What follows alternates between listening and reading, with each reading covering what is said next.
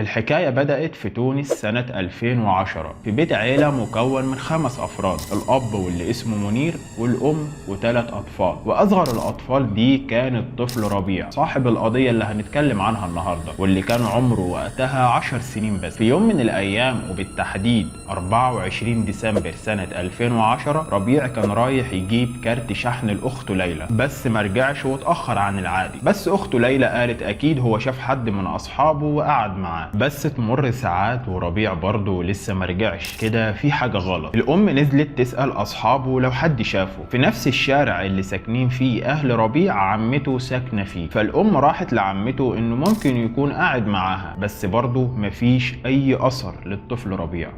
بعدها الأب منير قال احنا كده خلاص لازم نبلغ البوليس، وفعلا حاولوا يعملوا كده، ولكن الشرطة قالت لهم ان لازم تمر 24 ساعة على اختفاء ربيع عشان يعتبروه مفقود. الأهل طبعا قاعدين قلقانين لحد ما مرت ال 24 ساعة، وبالفعل عملوا بلاغ اختفاء للطفل ربيع، والشرطة بدأت تشتغل على البلاغ ده. بس للأسف تمر فترة كبيرة ومفيش أي حاجة جديدة عن ربيع. الأهل كلهم وبالذات والده كانوا حاسين ان في حاجة غلط، ربيع مش مجرد مختفي وبس. وقتها الأب من كتر ما هم بيدوروا ومفيش أي نتيجة عن ربيع اقترح فكرة، وهي إنهم يطلعوا في برنامج المسامح كريم. وده لأن البرنامج ده في الوقت ده في تونس كان ليه شهرة واسعة، ويقولوا حكاية ربيع يمكن يكون حد شافه هنا ولا هنا يدلهم على أي طريق ليه. لكن بتحصل حاجة غريبة قبل ما يطلعوا في البرنامج. وقت ما كان بيتناقش معاهم في الفكرة دي، عمة ربيع أخت منير رفضت الفكرة بطريقة غريبة، وكانت مصرة على رفضها، وقالت لمنير ربيع يومين وهيرجع، ملوش لازمة إننا نطلع في البرنامج. أبو ربيع تجاهلها، وفعلا طلعوا في البرنامج وحكوا كل حاجة عن ربيع، حتى المشاكل اللي كانت ما بينهم في الوقت ده. ومن وقت رفض عمة ربيع لفكرة البرنامج، منير اتأكد إن في حاجة غلط في الموضوع، وإن ربيع مش مجرد مختفي وبس، لا ده الموضوع أكبر من كده بكتير. ده غير أصلا إن الأب كان شاكك في جوز أخته الجيلاني، والعلاقة ما بين منير والجيلاني ما كانتش أحسن حاجة، وده بسبب مشكلة قديمة. والمشكلة إن الجيلاني كان عايز يتجوز اخت منير، بس منير كان رافض. وده ليه؟ لان الجيلاني كان اصلا متجوز، وفي قانون في تونس بيمنع تعدد الزوجات. فمنير قال له طلق مراتك الاولى وبعدها تعالى اتجوز اختي. بس الجيلاني ما عملش كده واتجوز اخته من وراه. فمنير بلغ عنه والجيلاني اتحبس بسبب الموضوع ده. بس وقتها الجيلاني قال لمنير كلام من نوع انا مش هسيبك في حالك وهعمل لك حاجه تندم عليها طول عمرك، تهديد يعني. ولما حصل اختفاء ربيع، منير افتكر كل الكلمات اللي قالها له الجيلاني في الوقت ده، وبدأ يركز ويشك فيه اكتر ان هو السبب في اختفاء ربيع. وبعدها بشوية واحد من الاهالي من قرية ابو ربيع هو وماشي في منطقة معزولة شم ريحة مش كويسة، مشي ورا الريحة دي لحد ما يتفاجئ بكيس كبير وهو كان سبب الريحة. فيقرب من الكيس ويفتحه ويتفاجئ من بشاعة المنظر، جثة مش باين لها أي ملامح من مرحلة التعفن اللي هي وصلت له. وفورا اتصل بالشرطة، والشرطة وقتها كلمت أبو ربيع يجي يشوف الجثة دي يمكن جثة ابنه. وفعلا راح وما كانش مصدق إن الجثة دي جثة ابن ربيع.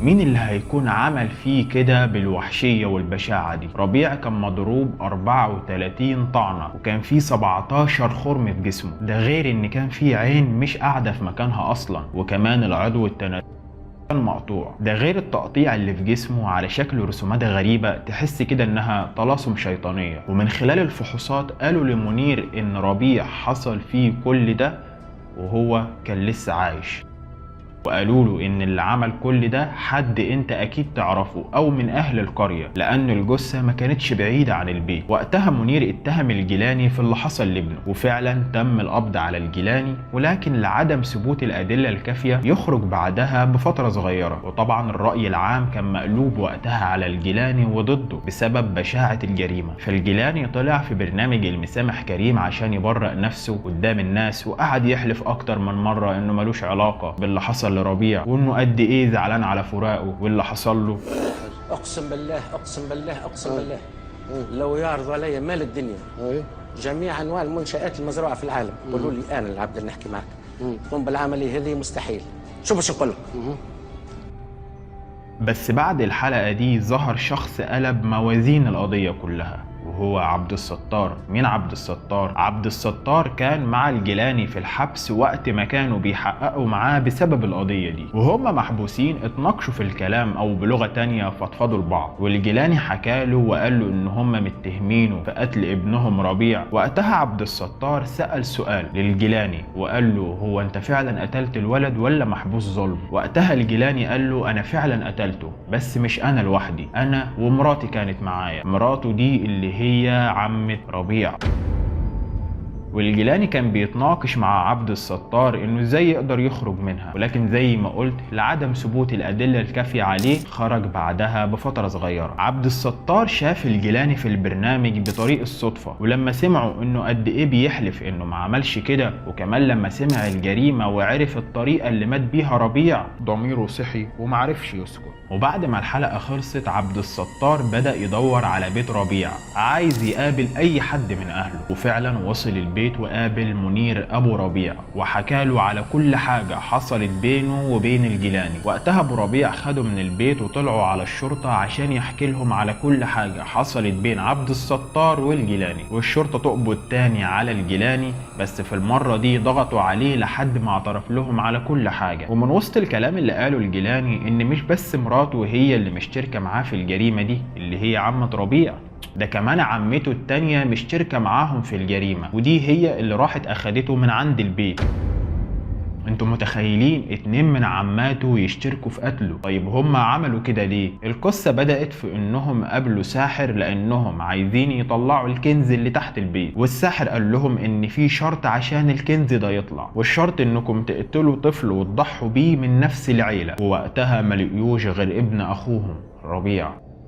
وطبعا مش محتاج اقول لك ان الساحر ده طلع اونطه ولا في كنز ولا في اي حاجه من الكلام ده. وبعد ما قتلوا ابن اخوهم حب يداروا على جريمتهم. طيب يداروا عليها ازاي؟ جابوا الولد وحطوه في ميه، وبعد كده حطوه في كيس بلاستيك كبير وقطعوا سولي عشان محدش يتعرف عليه. ومن وجهة نظري ان ده ما كانش كنز ولا سحر ولا كل الكلام ده، افعالهم في ابن اخوهم بتقول حاجه واحده بس: انتقام.